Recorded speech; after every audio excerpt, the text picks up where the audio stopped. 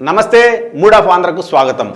27 ఏళ్ల తర్వాత ఢిల్లీ అసెంబ్లీ పీఠాన్ని బీజేపీ దక్కించుకోనుంది. ఈ నెల 5న ఢిల్లీ అసెంబ్లీకి ఎన్నికలు జరిగినాయి. బీజేపీ ఆప్ మధ్య పోరు హోరాహోరీని తలపించింది. మొత్తం 70 స్థానాలున్న ఢిల్లీ అసెంబ్లీలో అధికారాన్ని దక్కించుకోవాలంటే మ్యాజిక్ ఫిగర్ 36 సంఖ్య చేరుకోవాల్సి ఉంటుంది.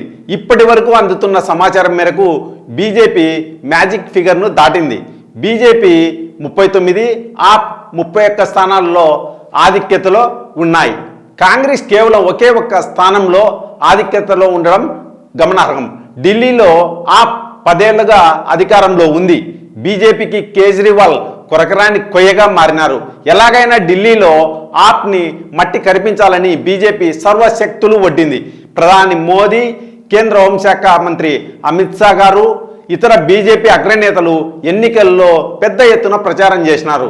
ఫలితాలని చూస్తే బీజేపీ ఆప్ మధ్య పోరు తీవ్ర స్థాయిలో జరిగిందని అర్థమవుతోంది.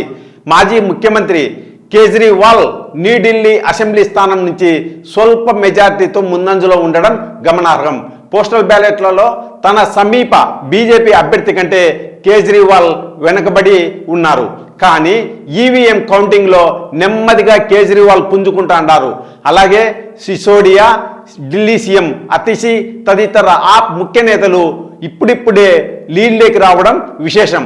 ఇదిలా ఉండగా ఒక దశలో 50 సీట్లలో ఆధిక్యతలో ఉన్న బీజేపీ క్రమంగా తగ్గుతుండడం, ఆప్ సంఖ్య పెరుగుతుండడం ఉత్కంఠ రేగిస్తోంది.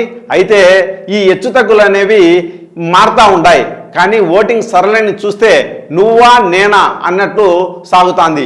బీజేపీకి 48%, ఆప్కు 42%, కాంగ్రెస్కు 6% ఓట్లు ప్రస్తుతానికి వచ్చినట్లు మనకు ఆ ఓటింగ్ కౌంటింగ్ను బట్టి తెలుస్తూ ఉంది.